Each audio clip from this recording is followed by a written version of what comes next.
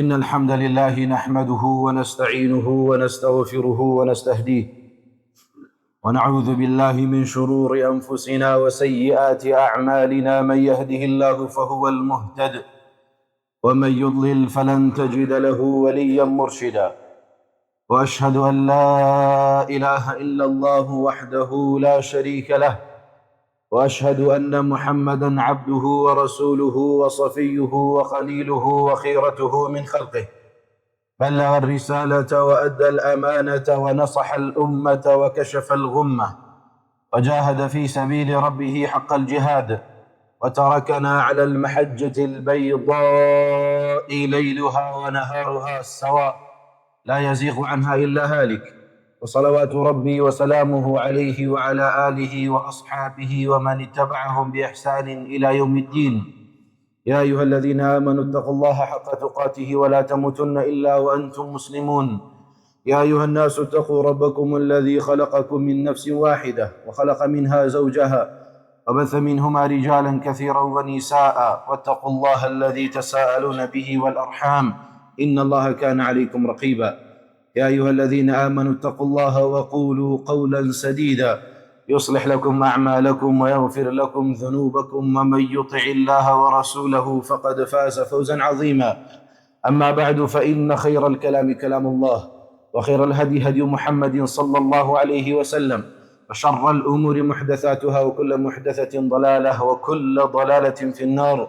ثم أما بعد، أيها الناس، خواهی پروردگار لقرآن پیروزکی داده فرمید: ولله على الناس حج البيت من استطاع إليه سبيلا ومن كفر فإن الله غني عن العالمين. سروشتی ئینسانەکان وایە حەزی لێ ئەوەی کە لە دەور و پشتێتی و ئەوەی کە لەگەڵیەتی و ئەوانەی کە خۆشی دەون وەکو خۆی بیر بکەنەوە و وەکو ئەو ڕێز لە شتەکان بگرن. و تقریبا زۆربەی هەر زۆری پەیوەندیەکانیش لەسەر ئەم ئەساسە بنیاد دەنرێت. پیرەکان و گەنجەکانیشمان لەسەر ئەم ئەساسە گلەییان لێکەیە. پیرەکانمان گلەییان لە گەنجەکان ئەوەیە کە ئەم گەنجانە هێندێک بەها کۆمەڵاتیەکان ڕێزیان لێ ناگرن، حرمەتیان لێ ناگرن، گەورە و گچکەهاتێ نازانن، پێیان ناخۆشە، لەسەر دڵیان تەنگە، پێیان خۆشە گەنجەکانیان کوڕەکانیان نەوەکانیان وەکو ئەوان وەکو ئەوان ڕێز لەو شتانە بگرێت کە ئەوانیش ڕێزی لێ دەن. چ شتێک لە لای تۆ حرمەت لێ گیراو بێ پێت خۆشت، دەور و پشتەکەت، منداڵەکانت، کوڕەکانت وەکو تۆ ڕێزی لێ بگرن. ئێخۆ ناکرێت شتێک لە لای تۆ ڕێز لێ گیراو بێ، حرمەت لێ گیراو بێ، لە لای ئەوانیش بێقیمەت بێ، بێکەڵک بێ، بێسوود بێ، تۆ ڕێزی لێ بگری ئەوان بێڕێزی پێ بکەن. تۆ بە جوان ناوی بهێنی ئەوان خراپ ناوی بهێنن، نایتوانی تحملی ناکەی. سروشتی ئینسانەکان ئاوایە. تەشبیهات نەبێ ولله المەثل الأعلى. خواشبەی خۆش ئەو شتەی کە لە لای ئەو قەدرگرانە لە لای بەندەکانی قەدرگران بێ. خواشبەی خۆشە هەر شتێک ئەو خۆشی دەوێ بەندەکانی خۆشیان بوێ. ئەوەی کردو بە نیشانەیەک لە نیشانەکانی تەقوای دڵەکان. ذلك ومن يعظم شعائر الله فإنها من تقوى القلوب. ئەوانەی کە شعائری خوا بە گەورە دادەنن ئەوە تەقوای دڵەکانیان، لەبەر ئەوەی هەر شتێک لە لای خوا حرمەت لێ گیراوبوو لە لای بەندەکەشی حرمەت لێ گیراوە، ئەوە نیشانەی ئیمانیەتی، بۆی ئەویش ڕێزی لێ دەگرێت. خواشبەی ناخۆشە شتێک لە لای ئەو مقدس بێ لە لای تۆ بێکەڵک بێ، خوا قبوڵی ناکات. شتێک لە لای ئەو ڕێز لێ گیراو بێ لە لای بەندەکەی بێ حرمەت بێ، لێت قبوڵ ناکات. تۆ ئینسانەکان لە دنیادا لێت قبوڵ ناکات، چۆن خوا جەل جەلالوه لێت قبوڵ دەکات کە پەیوەندی تو لەگەڵ ئەو بەندایەتیە. ئەو خوایە، تۆش بەندەی، ئەو ڕازقە و تۆش ڕزق لە وەردەگری. یەکێک لەو عیبادەتانە و یەکێک لەو شتانی کە لە لای ئەو زۆر زۆر ڕێز لێ گیراوە، حرمەت لێ گیراوە، عیبادەتی حەجکردنە. هذا فرميه ولله على الناس حج البيت من استطاع إليه سبيلا. قال سر خلقي فرز كرد وبچن بو حج أوي كتواناي هي. وكاتك إبراهيم عليه السلام لبو ولا دروس كرني كعبة بي فرمو بانجي خلقي بك بابين بو حج كردن لما الله. إبراهيم عليه السلام فرمي أي خواهي تعالى شون دنجي من بمانة دقا فرمي تو بانج بك يما دنجي تو دقين. وأذن في الناس بالحج يأتوك رجالا وعلى كل ضامر يأتين من كل فج عميق. تو بانگ بك يما بانگك دقيني لنا وهمو دنيا دا خلق برو بيلي بانگكي تو دين بو حج كردن ليشهدوا منافع لهم ويذكروا اسم الله في أيام معلومات على ما رزقهم من بهيمة الأنعام. بۆی ئەوان بێن سوود و قازانجی دنیایی لێوەربگرن و سوود و قازانجی قیامەتی لێوەربگرن. تۆ بانگ بکە ئێمە بانگەکە دەگەێنین، هەزارەها ساڵە ئەم بانگە بە بەرگوێی ملیۆنەها خەڵک دەکەوێت، ساڵانە خەڵک بەرەوپیلی ئەم بانگە دەڕوە. ئەمە لە لای خوا ڕێز لێگیراوە حورمەت لێگیراوە، شعائیرێک وایە وأتموا الحج والعمرة لله، حەجەکان و عمرەکان بە تەواوەتی ئەنجام بدەن لە پێناو خوادا ئەنجامیان بدەن. پێغەمبەر عەلەیهی سەڵات وسەلام دەفەرمێ بنی الئیسلام على 50، ئەم ئیسلامەتە لەسەر 5 پایە وەستاوە. پایەی کۆتاییان وحج البيت من استطاع إليه سبيلا، ويكتوانا هبو بتي حج بك، حج أنجام. وفرموا أيها الناس قد فرض عليكم الحج فحجوا، أي خلقين أخوال سريعوا فرض كردوا بتن حج بك، برون حج بك. كابراتي يا رسول الله كل عام هم صالح يا مريخ عليه الصلاة والسلام جوابنا دا دوباري كردوا وسيباري كردوا. فرموا عليه الصلاة والسلام لو قلت نعم لوجبت ولما استطعت. ئەگەر من بڵێم دەڵێ لەسەرتان واجب دەبێ هەموو ساڵ دەبێ حەج بکەن، ناشیتوانە. ذەرونی ما تەرەکتوکم، هێندە لەی مەکۆمەوە. چۆنم فەرمان کرد بەقەدەر ئەوە جێبەجێ کرد، هێندە لەی مەکۆمە لەبەرەوە ئەگەر لێتان کۆڵیەوە ئومەتانی پێش خۆتان لێدێ. إنما هلك من كان قبلكم كثرة سؤالهم واختلافهم على أنبيائهم. بۆیە لە ناو دەچون زۆر لەشکیان دەکۆڵێ و زۆر پرسیارە لە پێغەمبەرەکانیان دەکرد کە بۆشیان ڕوون دەبەوە اختلافهم على أنبيائهم وجر بقصيان هذا كردو لأمري أو لا يندد إتو هذا شدت فرسي رون كرنا وده يسكبود رون كرنا بو أو ذات جيبة جينات. وأنا في أمريكا عليه الصلاة والسلام ده فرمي من أراد الحج فليتعجل أو يكنيازي حجي هي با بلبك الزو أنجامي بدا. قد يمرض المريض وتعرض الحاجة وتضل الضالة. لما أجري هي في وشتيك دروس بي أجري هي مالك من أجري هي أو كسفري بدقي أو من أجري هي نخوش كذي إيه تزوج حاجة بكو أم ركن جوري بجيه بهنا. أما أنا وكمالك زور لآيات لحديث في أمريكا عليه الصلاة والسلام دلالة درخري أو أنك وآيني إسلام وتشريع إسلام وخواو في أمريكا جرينجان بم عبادة دعوة أو أنت بس بوتو كتوش جرينجي بيبني تبي تجيب جيبك. اگر ئەوان دەبێت تۆ کافی نییە ئەو دەگوێ بگرە هەڕەشەش هەیە. زانایان لە تەفسیری ئەم ئایەتە دەفەرمون ولله على الناس حج البيت من استطاع إليه سبيلا. قال لەسەر خەڵکی فەرز کردراوەی توانای هەیە بچێ حەج بکە. ومن كفر هەر کەسێکیش کوفرانە بکە بەرامبەری فإن الله غني عن العالمين، خوا بێمنەتە لە هەموو دنیا و لە هەموو خەڵکی. زاندێک لە زانایان دەفەرمون ئەمە نیشانەی ئەوەیە ئەوەی توانای حەجی هەبێ و نەچێ پێی کافر دەبێت. لەبەرەوەی دەفەرمی ئەوەی توانای هەیە با حەج بکە، ناڵێ ئەوەی نەشی توانی یان ئەوەی کە نەیکرد. دەفەرمێ فمن كفر ئەوەی کافریش ببێ پێی فإن الله غني عن العالمين. ابن عباس دەفەرمێ مەبەستی ئەوەیە کەوە ئەو کەسەی ئیمانی پێ نەبێ نەک ئەو کەسەی ئەنجامی نەدا. ئەو زانانەش کە دەفەرمون نە مەبەستی ئەوەیە کە ئەنجامیشی نادە و توانایی هەیە بەڵگەی کەمان پێیان. ئەوە تا گوێر لە عومەری کوڕی خەتاب بگرن کە لە ساحیح داوەرەوە دەفەرمێ هر کەسێک توانای حەجکردنی هەیە و حەج ناکات فسواء عليه يهوديا مات أو نصرانيا، با بۆ خۆی هەڵبژێرێ یان یەهودیەت یان نەسرانیەت ئیسلامەتی تێدا. ئەوەی کە توانای حەجکردنی هەیە و ناچێ بۆ حەج با بۆ خۆی دینێکیکە هەڵبژێرێ ئەمە دینی ئیسلامەتی نییە. تۆ بەتەمای ئیسلامەتینمە. وعنها دەفەرمێ لقد هممت أن أبعث رجالا إلى هذه الأمصار، وام لێ هاتووە نێرداو بنێرم بۆ هەموو دێهات و شارەکان فينظر من كان له جدة ولم يحج، هر کەسێک توانای هەبوو حەجیشی نەکردبوو فيضرب عليه الجزية. جزية يعني وەربگرن وەکو ئەهلی کتاب مامەڵەیان لەگەڵ بکەن. ما هم بمسلمين ما هم بمسلمين، ئەوانە مسلمان نین، ئەوانە مسلمان نەماوە. چۆن توانای هەیە حەج بکە و نایبیکە؟ چۆن ئەم هەموو فەرمانانەی پێگەشتۆ جێبەجێ ناکە؟ چۆن دەزانێ ئەم هەموو گرنگە بەم حەجە درا، ئەو هەموو ئایەتانە، ئەم هەموو حەدیسە، ئەم هەموو گەورەی لەم حەجەدا هەیە، ئەویش توانای هەیە نایەش بوو نایە لەبەرەوەی گرنگی پێ نادە، لەبەرەوەی پێشگوێی خستووە، لەبەرەوەی ئیهمالی کردووە. ئیهمالکردن و گوێ پێ نادان و ئیهمالکردنی فەریزەیەکی ئاوا گەورە پایەیەک لە پایەکانی ئیسلام. ئێوە پایانەمە ئیسلامەتیەکەش نامێنێ لەسەر ئەمەیە بۆیە جەزیانی وەربگرن ئەگەر ئاهات و ئاوا. بەڵام تواناییەکە چییە؟ تواناییەکە دوو لایەن. لایەنێکیان جەستەییە کە هەموو ئینسانێک بۆ خۆی دەزانێت جەستەی توانا و تااقەت و قودرەتای ئەوەی هەیە ئەم سەفەرە ئەنجام بدەیان. دووەمیان توانای مادیە. توانا مادیەکەش کۆمەڵێک مەشاکلی تێدا هەیە. زانان ئەوەشیان بۆ ڕوونکردن و تەشریع ئەمەی بۆ ڕوونکردیەوە پێت دەڵێ توانایەکە چەندە. تواناکە ئەوە نییە کە تۆ تێگەیشتبی کەی پارەکەت لێ زیاد بوو، کەی ئەو 40-50 وەرەقە زیاد بوو نەزانی چی لێ بکەی فڕەیدەی هەڵیگری دەڵێ با بچم حەجی پێ بکەم. نانە ئەوان نییە. بە دڵنیایی و تەشریعی ئیسلامی ئەوەی مەبەست نییە. ئەی مەبەست لە توانایەکە چەندە، مەبلەغێک هەیە چۆن دیاری بکەم. دیاریکردنەکەی ئاسان. دیاریکردنەکەی تۆ بزانی تێچۆکەی چەندە، کە لە ئێستادا مەعلومە تێچۆکەی چەندە، داهاتی خۆشت چەندە، ئەوڵێتە لە ماڵ و مڵک، لە عەرز و لە خانوو لە سەیارە، هەمووی کۆ بای چەندە، بۆ خۆت دەزانیت، بۆ خۆت حیساباتی خۆت بکە. ئەمجار لە ناو ئەم داهاتەدا تێچووی حەجەکەی تێدا هەیە؟ بەڵێ هەیە. ئەوەی کە دەمێنێتەوە بەشی ماڵ و منداڵەکە تا دەچی بدەیەوە، ئەبرە نەفەقەیوان لەسەر تۆ واجبە دەیە بەشیوان بمێنێ. ئەگە بەشیوانیش ماوە، ئەگەر سەقفێکیش هەیە ئەوان لە بنی بحەوێنەوە، سەقفەکە کرێ یا موڵکە سەقفێکیش هەیە، چ کرێ بێت چه موڵک بێ، هەتا دەستمو دێمەوە ماڵ و منداڵەکە لە بن سەقفێکدا هەن و زاد و زەخیرەیان هەیە و بەشی و مانگە نەفەقەیان هەیە. ئێستاش پارە هەرماوە پێی بچی هەیە واجبە لەسەر ئەوە حیساب دەکرێت. نەکەی لێت زیاد بوو، نەیکەکەی نەتزانی چی لێ بکەی، ئەو کاتە ئەوان نییە. هەر کاتێک ماڵ و موڵکی تۆ، سارەی تۆ، خان و بەر و عەرزی تۆ بایەوە بوون کە بەشی خۆت بکە تا دەچی و دێەوە، بەشی ماڵ و منداڵەکەش بکە تا ئەومان بی بەجێیان دەهێڵی، سەقفێکی شەبێ لە بنی بحەوێنەوە لەسەر تۆ واجبە،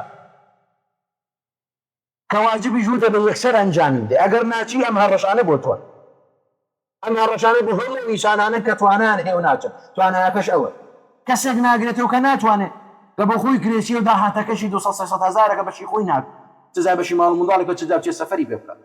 بۆ کەسێکە کە قەرزدارە، ئەوەی کە هێتی بەرامبەر بە قەرزەکانی ساڵ دێتەوە، یاخود زۆر بۆ قەرزدارترە لەوەی کە هێتی. ئەمە بۆ کەسێکەکەوە یەک سەقفی هەیە، ئەگەر نەیهێڵە نایمێنێ، یەک قانووی هەیە خۆگە ئەو بفرۆشێ دێ بکەوێتە سەر جادەکان، ئەوە نایگرێتەوە، ئەوە ناتوانێت، ئەوە توانای نییە، ئەمە داهاتەکەی هی ئەوە نییە. ئەمە تۆ غەیری ئەمانە لەسەر واجبە. ئەمە تۆ ئەگەر دەتوانی قەرزی بکەیت لە کەسێک کە ئیشی بە پارەکە نییە، دواتریش دەتوانی بە ئاسانی قەرزەکە بدەیەوە، لەسەرەوەش هەر واجبە. تۆ مەعاشێکت هەیە دەزانی بەشت دەکە و لێشە زیادە، زیادەکە بەشی حەج ناکە، بەڵام بەشێوە دەکە قەرزەکەی پێ بدەیە، دەی بە قەرز بکەی پێی بچی. قەرز نەکردن، قەرزکردن ئەو کاتە دروست نییە ئەگەر داهات نەبێت، ئەگەر لێت ڕوون نەبێت چۆن دەیدەیەوە نابێت بچی، نابێت هەر دروست نییە، هەر شتێکی زۆر ناشەرعیە. تو هیچ داهاتێکی نێ بچی خەرجی پێ خۆت بخەیەژێر قەرزەکە، بۆ خۆ واجب نییە لەسەر، بۆ خۆت دەخەیەژێرە و بارە، بۆ ئەم بەڵا بۆ خۆت زیاد دەکەیت، خۆ تووشی بەڵای ئەوە مەکە.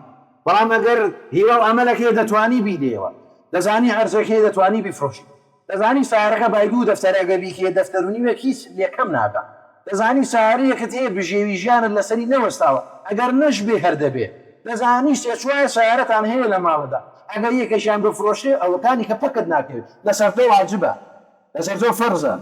ئەم هەڕەشانە بۆ تۆیە، ئەم هەڕەشە گەورانە تۆ دەگرێتەوە، ئەم هەڕەشانە و کەسانە ناگرێتەوە کە هیچی نییە. نەگەڵ کەی لێت زیاد بوو، کەی نەتزانی چ لە پارەکە بکەیت، خانوو هەیە و ناوماڵ هەیە و حاڵ هەیە و گوزەرانە هەیە و باخ هەیە و سارە هەیە و ئەوجار هێندێک پارەشت لێ زیادە نازانی چی لێ بکەیت، بایەوە ناکە عەرزێکی پێ بکڕی، بایەوە ناکە باخێکی پێ بکڕی، بەڵێ با بچم حەجی پێ بکەم، نەبەخوای ئەوان نییە.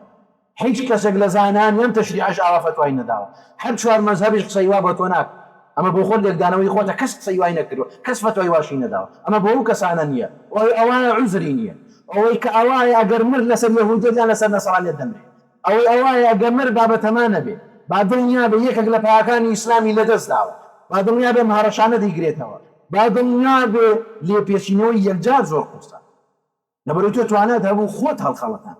باشە تۆ بۆ توانات هەیە کەوەنتەر و مەسەلەیەک بە 50 وەرەقە بکڕی بۆ توانێ حەج. باشە تۆ بۆ توانات هەیە سارەیەک هەیە بای دەفتەرەکە دیکی بای دوو دەفتەر، بەڵام توانێت نییە بچی حەج و عومرەی پێ بکەیت. باشە تۆ بۆ توانات لە ناو ماڵەکە نۆژەم بکەی و 50 وەرەقەی لێ سەر بکەیت، بەڵام توانای حەج بکەیت. باشە تۆ بۆ توانات هەیە شاشەی تەلەڤیزیۆنێک بە 300-400 دلار بکڕی، بەڵام توانای عومرەکردنیەکەت نییە، عمرت 40-50 ساڵە تاسە عومرەیەکت نەکردووە، وەڵای توانام نییە. ئەی چۆن توانای ئەوەت هەبوو؟ ئەی چۆن توانای مەسروفی منداڵەکەت هەیە تێیدا هەیە، مەسروفی منداڵەکانی ڕۆژی 15,000 کۆیکۆ لە مانگێکدا 4-5 وەرەقەت دەکە دەتوانێت عومری بکەیت، کۆیکۆ لە ساڵێکدا 30-40 وەرەقەت دەتوانێت حەجی بکەیت. ئەی مەسروفی منداڵەکەت پێجیانە دەکرایە بۆ خۆت، وەکو منداڵ فەت حیساب کردوایە 15,000 بەوان 15,000 بۆ خۆت، ڕۆژانە کۆ ساڵەکە کۆتایی پێ دەکەیت، حەجەکەی پێ دەکەیت، ڕۆژانە کۆ بە 2 مانگ پارەی عومرەکەی کۆ دەبێتە بڕۆ عومرەی بکەیت. کە تۆ ناکەی لەبەر ئەوە نییە کە نیتە، کە تۆ ناکەی لەبەر گرنگی پێ نادەیت، لەبەرەوەی لەلات ڕێز لێ گیراو نییە، لەبەرەوەی لەلات حورمەت لێ گیراو نییە، لەبەرەوەی لەلات بە شەعائیر حساب نییە، لەبەرەوەی لە لای تۆ قیمەتی نییە، لەبەرەوەی لە لای تۆ بە گەورە دانەندراوە، لەبەرەوەی تۆ ئیمانت کردو پشت خستووە بەناوەتەوە ناوە ئاخر شت بیری لێ دەکەیەوە، تۆ شتەکانی کەت پێگرینترن، تۆ دنیا بێقیمەتەکەت پێگرینترە، تۆ ناو ماڵ و حاڵەکەت پێگرینترە، تۆ مەسروف و ڕۆژانە بێکەڵکەکەی کە لە هێندشتی بێکەڵکدا سەرف بکرێت ئەوەت پێگرینترە، تۆ شاشە تەلەڤیزیۆنەکەت پێ گەورەترە، تۆ بە دوو ئەوانە کەوتووی دەناوەنین نەبێ بۆ ئەوانە هەموو هەدە بۆ کامل نەبوو، بۆ ئەوانە هەموو هەبوو بۆ حەج و عومرەکەنت هێندێک خەڵکی شەیتان هەڵی خەڵەتان دۆت تەم پارە بوو بۆ سعودیە بەرم بۆ ئەمیرەکانی وێ تۆ بۆ بۆوانی دەبێت، تۆ دەزانی ڕێگایەکەی نیە و ڕێگای ڕێگای کە نییە، دەزانی ئەمریکەکە لە فەرایز دەبێت جێبەجێ بکەیت، ئاەتەکەش دەفەرمێ من استطاع إليه سبيلا، هەر ڕێگایەک توانی بچی دەبێت بچی، ڕێگاکە و ئاوایە ئەو مەسرەفە و ئەو تەسریحە و ناونووسنی تێدایە دەبێت بیگریە بەر ئەگە بەنسیب بوو هەبی هاوە نێم ئەگە بەنسیب بژنەوە لە دەسەڵاتی تۆدانی ئەوجا بێجگە لەم هەموو ڕەشانە ئەجا کۆمەڵێک فەسڵ و گەورەی لەم عیبادەتانەدا پیغمبر عليه الصلاة والسلام نفرمي تابعوا بين الحج والعمرة فإنهما ينفيان الفقر والذنوب كما ينفي الكير خبث الحديد، وحج وعمرة يقلد ويق أنجام بدن أقرت أنا تنهم لبري حج وعمرة قناح كوانتن هل دوريني وفقيري وهجاريتان لسر لا ددا أروكو چون كوري آقر جنگي آسن هل دقري أواز قناح كان يوه هل دقري أواز فقيري وهجاري لسر يوه هل دقري پیغمبر عليه الصلاة والسلام دفرمي من حج هذا البيت فلم يرفض ولم يفسق رجع كيوم ولدته أمه أركس بيه حج بك لما على فسق فجوري تدا أنجام ذا كجراي وروجة دقرته كلداي هو بيقول نحو بيتاوان تويك بدي ملوك ساني كخوت على شعنازيتي وذاك برامر بملائكة كان فأنا يك بدي ملوك ساني كالعرفات هذا وسيخوت على بملائكة كان أنت فرمت ما شاب عند كان بك أنا هاتون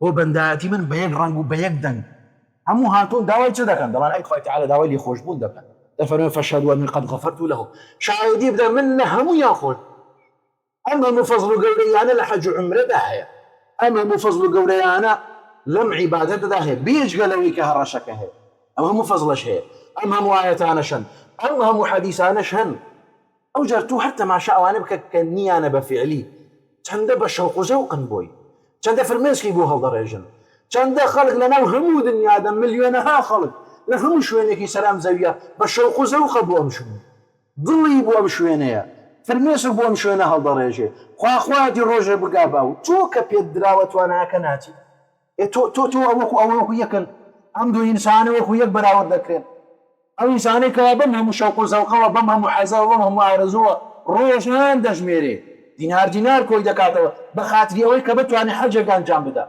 بخاطري أوي كبتواني عمريك أنجام بدا أو جان بويناكري أو جان دبو شكرا بمهم الشوق ودتشي دتشي بيت دبيني دتشي بيروسري شويني سرزمي دبيني دتشي بيوديني وان أرزو أسمان دبيني دتشي برامبر بيت رادة والسير أم بيت الأسماني دنيا بيت العزة هي لأسماني عيكم سروي هموان وأسماني حوتم بيت المعمور هي كخاصوين دي بيخواتوا تشوين شوين شهارة ده وسيلة شوين مهبط وحية شوين في غنبرانا شوين في غنبر إبراهيم في غنبر إسماعيل في غنبر محمد عليه الصلاة وأفضل التسليم تو بمهم شوق زوقه ده شيء بو أوي تو أم شوق زوقه هي دنيا همود بلاوي ماله عارف فكري شيء لنا بخيال شدانا بسر ضلي شدانا خلقنا همود دنيا ده بهم زمانه كانوا بهم رنجة كان ببتشاي بر لا فرميسكو بضم بر لا جوش وخروج خو لحظة شيء ويتي توش تو أنا كتير بخيال شدنا لهزال هالتي كي لا وشيب ما لقي صرف ذكي بخيال الدانا جارك أمشي وخوزق لنا وبليت لا دروز به